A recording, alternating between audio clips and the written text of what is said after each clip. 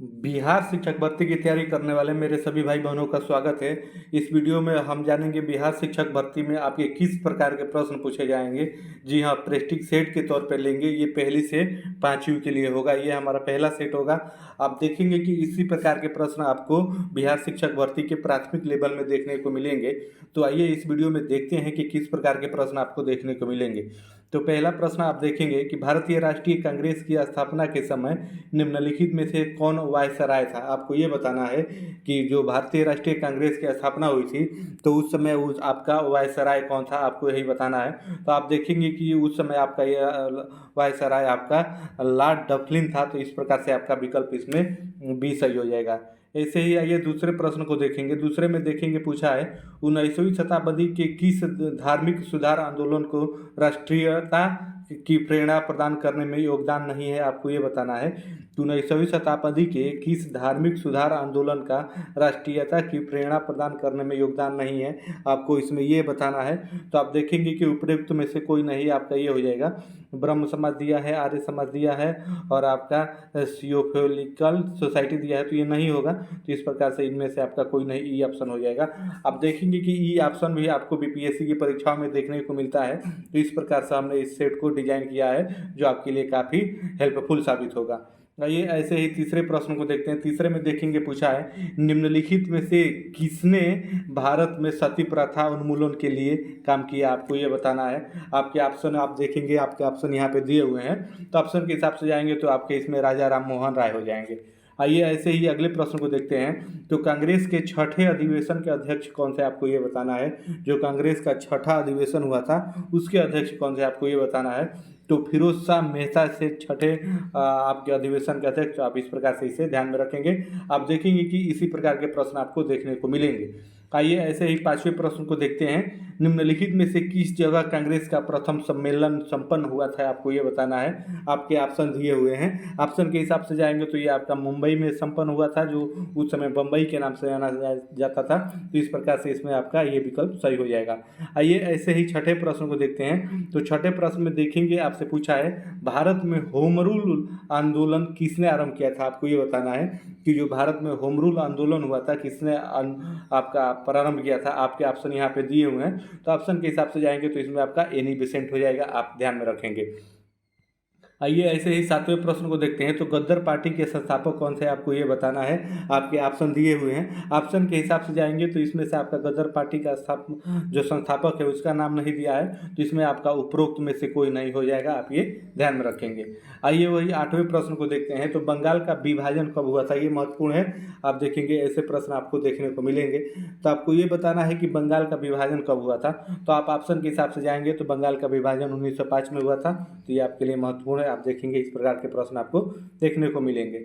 आइए ऐसे ही नवे प्रश्न को देखते हैं। तो नवे प्रश्न में देखेंगे, आपसे पूछा है भारत में अंग्रेजी शिक्षा पद्धति का सूत्रपात किसने किया, आपको ये बताना है। नवे प्रश्न में कि भारत में अंग्रेजी शिक्षा पद्धति का सूत्रपात किसने किया, आपको ये बताना है। आप ऑप्शन के हिसाब से जाएंगे तो आप ऑप्शन के हिसाब से जाएंगे तो लॉर्ड मैकाले हो जाएगा। तो आपका विकल्प इसमें बी सही हो जाएगा। आइए 10वें प्रश्न को देखते हैं। तो 10वें में देखेंगे, आपसे पूछा है यंग इंडिया के रचयिता कौन थे, आपको ये बताना है कि जो यंग इंडिया पुस्तक है उसके रचयिता कौन है, आपको ये बताना है। तो ऑप्शन के हिसाब से जाएंगे तो आपके महात्मा गांधी यंग इंडिया की रचयिता है। तो इस प्रकार से आपका ये सही हो जाएगा। आइए ऐसे ही 11वें प्रश्न को देखते हैं। तो 11वें में देखेंगे, आपसे पूछा है 1947 के भारतीय राष्ट्रीय कांग्रेस के दिल्ली अधिवेशन की अध्यक्षता कौन की थी, आपको ये बताना है। 1947 में जो भारतीय राष्ट्रीय कांग्रेस का दिल्ली अधिवेशन हुआ था उसकी अध्यक्षता किसने की थी, आपको ये बताना है। तो अगर आप ऑप्शन के हिसाब से जाएंगे तो इसमें आपका राजेंद्र प्रसाद हो जाएगा। तो इस प्रकार से इसमें आपका ये सही होगा। आइए ऐसे ही अगले प्रश्न को देखते हैं। 12वें प्रश्न को देखते हैं। तो 12वें प्रश्न में देखेंगे, आपसे पूछा है कि भारतीय राष्ट्रीय कांग्रेस का 1938 का अधिवेशन किस शहर में हुआ था, आपको ये बताना है। आज़ादी से पहले जो भारतीय राष्ट्रीय कांग्रेस का अधिवेशन 1938 हुआ था किस शहर में हुआ था, आपको ये बताना है। तो आप ऑप्शन के हिसाब से जाएंगे तो ये हरिपुरा में हुआ था। तो इस प्रकार से आपका इसमें पहला विकल्प सही हो जाएगा। आइए 13वें प्रश्न को देखते हैं। 13वें में देखेंगे, आपसे पूछा है कि 1927 की बटलर कमेटी का उद्देश्य क्या था, आपको ये बताना है। जो 1927 में बटलर कमेटी थी उसका उद्देश्य क्या था, आपको इसमें ये बताना है। तो आप देखेंगे कि आपके ऑप्शन इसमें दिए हुए हैं। अगर आप ऑप्शन के हिसाब से जाएंगे तो आपका ये नहीं होगा, ये नहीं होगा और ये तीनों नहीं होगा। तो तीनों जब नहीं होगा तो इसमें आपका ई विकल्प बचता है, उपरोक्त में से कोई नहीं, तो आपका इसमें यही ऑप्शन सही हो जाएगा। आइए ऐसे ही 14वें प्रश्न को देखते हैं। तो भारत छोड़ो आंदोलन का नेतृत्व किसने किया, आपको ये बताना है। आप ऑप्शन के हिसाब से जाएंगे तो भारत छोड़ो आंदोलन का नेतृत्व आपके महात्मा गांधी ने किया था, तो इस प्रकार से आपका इसमें ये सही हो जाएगा। आइए ऐसे ही अगले और 15वें प्रश्न को देख लेते हैं। तो 15वें प्रश्न में देखेंगे, आपसे पूछा है कि करो या मरो का मंत्र किसने दिया, आपको ये बताना है। जो करो या मरो का नारा था किसने दिया, आपको ये बताना है ऑप्शन के हिसाब से। तो आप देखेंगे कि आपके ऑप्शन दिए हुए हैं, तो ऑप्शन के हिसाब से आप जाएंगे तो आपका इसमें वो भी जो बोले थे वो नहीं दिया है, तो इस प्रकार से इसमें उपरोक्त में से कोई नहीं, ये हो जाएगा, आप ध्यान में रखेंगे। उसके बाद आइए 16वें प्रश्न को देखते हैं। तो निम्नलिखित में से किसने भारतीय राष्ट्रीय कांग्रेस के कराची अधिवेशन में 1931 में अध्यक्षता की थी, आपको ये बताना है। जो 1931 में कराची में अधिवेशन हुआ था कांग्रेस का, उसकी अध्यक्षता किसने की थी, आपको ये बताना है 16वें प्रश्न में। तो आप देखेंगे कि जो कराची में अध्यक्ष थे उनका भी नाम इसमें नहीं दिया है, इसलिए उपरोक्त में से कोई नहीं, आपका ये हो जाएगा। आप देखेंगे कि बीपीएससी के परीक्षाओं में आपकी ई ऑप्शन दे के पूछता है, तो ई ऑप्शन पे भी आपको ध्यान से देखना है, पढ़ना है, तभी आप प्रश्नों को अच्छे से समझ पाएंगे और कर पाएंगे। आइए अगले प्रश्न को देखते हैं। भारत में साइमन कमीशन का बहिष्कार का मुख्य कारण क्या था, आपको ये बताना है।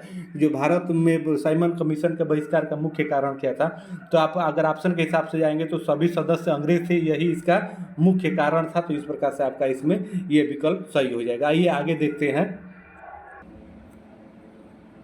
आइए अगले प्रश्न को देखते हैं। तो अगले प्रश्न में देखेंगे, अगले में आपसे पूछा है यहाँ पे 18वें प्रश्न में भारत में वैध शासन आरंभ किया गया था, कब किया गया था, आपको ये बताना है। तो अगर आप ऑप्शन के हिसाब से जाएंगे तो आप देखेंगे कि ऑप्शन में आपका दिया हुआ है मॉन्टेग्यू चेफोर्ड रिफॉर्म्स 1919, तो इसके अंतर्गत ये किया गया था, तो इस प्रकार से आपका इसमें विकल्प सी सही हो जाएगा। ऐसे ही 19वें प्रश्न को देखेंगे। तो निम्न में से किस आंदोलन में सरदार वल्लभ भाई पटेल ने मुख्य भूमिका निभाई थी, आपको ये बताना है।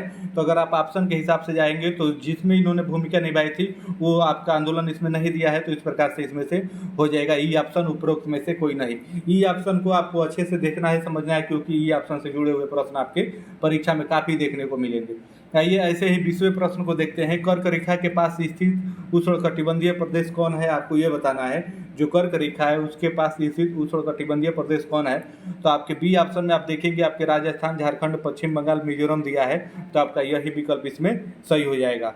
आइए ऐसे ही 21वें प्रश्न को देख लेते हैं। 21वें प्रश्न को देखेंगे, यहाँ पे आपका दिया हुआ है भारत का सबसे बड़ा कॉफ़ी उत्पादक राज्य कौन है, आपको ये बताना है। कॉफ़ी का उत्पादक सबसे बड़ा राज्य आपका कौन सा है, तो ये आपका कर्नाटक है, आप इसे भी ध्यान में रखेंगे। आइए ऐसे ही 22वें प्रश्न को देखते हैं। तो 22वें प्रश्न में देखेंगे, आपसे पूछा है मेघालय राज्य की स्थापना कब हुई थी, आपको ये बताना है कि मेघालय जो राज्य है उसकी स्थापना कब हुई थी। ऑप्शन के हिसाब से जाएंगे तो 1972 में आपका हुई थी, आप ये ध्यान में रखेंगे। 23वें प्रश्न में देखेंगे, अमरकंटक की पहाड़ियों से कौन सी नदी निकलती है, आपको ये बताना है कि जो अमरकंटक की पहाड़ियाँ उससे कौन सी नदी निकलती है। तो अमरकंटक से निकलने वाली नदियों का नाम इसमें नहीं दिया है, इस प्रकार से इसमें आपका ई ऑप्शन हो जाएगा। आइए ऐसे ही 24वें प्रश्न को देखते हैं। तो निम्नलिखित में से कौन सी झीलें आंध्र प्रदेश में स्थित है, आपको ये बताना है। निम्नलिखित में से कौन सी झीलें आंध्र प्रदेश में आपकी स्थित है, आपको ये बताना है। तो आप देखेंगे कि जो आपका कोल्लेरू है यही आपका आंध्र प्रदेश में स्थित झील है, तो केवल आपका इसमें बी सही हो जाएगा, आप इसे ध्यान में रखेंगे। आइए ऐसे ही 25वें प्रश्न को देखते हैं। तो 25वें प्रश्न में देखेंगे, आपसे पूछा है यहाँ पे तुंद्रभंडा बहुउद्देशीय परियोजना कर्नाटक और आंध्र प्रदेश के बीच संयुक्त उद्यम है। तुंद्रभंडा की किसकी सहायक नदी है, आपको ये बताना है। मुख्य रूप से आप ये प्रश्न में ये पूछा है कि आपका तुंगभद्रा है वो किसकी सहायक नदी है, आपको ये बताना है। तो आप देखेंगे कि ये आपकी कृष्णा नदी की सहायक नदी है, तो इसलिए आपका विकल्प इसमें पहला सही हो जाएगा। ऐसे ही 26वें प्रश्न को देखेंगे। तो निम्नलिखित विकल्पों पर विचार कीजिए। गंगा का विशाल मैदान गुजरात, असम, उपरोक्त में से किस स्थान पर प्रचुर मात्रा में शैल गैस भंडार पाए जाते हैं, आपको ये बताना है। शैल गैस भंडार पाए जाते हैं, आपको ये बताना है। तो आप देखेंगे कि आपका इन तीनों जगहों पर पाया जाता है, तो इसलिए आपका विकल्प इसमें सी सही हो जाएगा। आइए ऐसे ही अगले प्रश्न को देखते हैं। तो अगले प्रश्न में देखेंगे, यहाँ पे आपसे पूछा है 27वें प्रश्न में आपसे पूछा है पंगडालिया बांध परियोजना किस राज्य में स्थित है, आपको ये बताना है ये किस राज्य में स्थित है। तो ऑप्शन के हिसाब से जाएंगे तो ये असम में स्थित है, आप इसे ध्यान में रखेंगे। आइए 28वें प्रश्न को देख लेते हैं। निम्नलिखित कथनों पर विचार कीजिए। भारत में मोनोजाइक और थोरियम दुर्लभ खनिज तत्वों का प्रमुख स्रोत है, आपको ये बताना है। उसके बाद देखेंगे दुर्लभ खनिज तत्वों में भारत आत्मनिर्भर है, तो इसमें से आपका कौन सा विकल्प सही है, आपको ये बताना है। तो अगर आप ऑप्शन के हिसाब से जाएंगे तो ये केवल पहला ही विकल्प सही है, दूसरा गलत है, इसलिए इसमें केवल ए सही है, तो अर्थात इसलिए ए विकल्प सही हो जाएगा। 29वें प्रश्न में देखेंगे। निम्नलिखित कथनों पर विचार कीजिए। उत्तर प्रदेश, मध्य प्रदेश, राजस्थान, चंबल नदी उपरोक्त में से किन राज्यों से होकर गुजरती है, आपको ये बताना है। चंबल नदी के बारे में आपसे पूछा है, तो आप देखेंगे कि आपके जो जिस प्रकार से ऑप्शन दिए हैं इसमें से आपका कोई नहीं है, तो इस प्रकार से आपका इसमें विकल्प ई सही हो जाएगा। ऐसे ही आइए अगले प्रश्न को देखते हैं, 30वें प्रश्न को। तो 30वें प्रश्न में देखेंगे आपसे पूछा है निम्नलिखित में से कौन से प्रकरण ऊष्माक्षेपी है, आपको ये बताना है। तो अगर आप ऑप्शन के हिसाब से जाएंगे देखेंगे तो इसमें आपका बिना बूझे चूने वेफ साथ जल की अभिक्रिया, यही पहला ही आपका विकल्प इसमें आप देखेंगे सही हो जाएगा। उसके बाद दूसरा देखेंगे एक अम्ल का तंतुकरण, ये भी इसमें आपका विकल्प आप देखेंगे कि ये भी सही होगा। और उसके बाद जल का वाष्पीकरण ये होता नहीं है, कपूर क्रिस्टलों का उद्वाटन होता नहीं है, तो इसलिए आपका इसमें ये सही हो जाएगा, पहला और दूसरा दोनों। उसके बाद 31वें प्रश्न में देखेंगे पाचन फेफ के दौरान उत्पन्न जठर रस का पीएच मान कितना होता है, आपको ये बताना है। पाचन पेज के दौरान जो आपका जठर रस उत्पन्न होता है उसका पीएच मान कितना होता है, आपको ये बताना है। तो उसके 7 से कम होता है, आप इसलिए इसे भी ध्यान में रखेंगे। 32वें प्रश्न की बात करें तो निम्नलिखित में से कौन सा गुण धर्म सामान्यतः आयनिक यौगिक वेव द्वारा प्रदर्शित नहीं किया जाता है, आपको ये बताना है 32वें प्रश्न में। तो ऑप्शन के हिसाब से जाएंगे तो आप देखेंगे कि ठोस अवस्था में विद्युत चालकता, यही आपका इसमें सही हो जाएगा। आइए अंतिम दो प्रश्नों को देख लेते हैं, 33 और 34 को।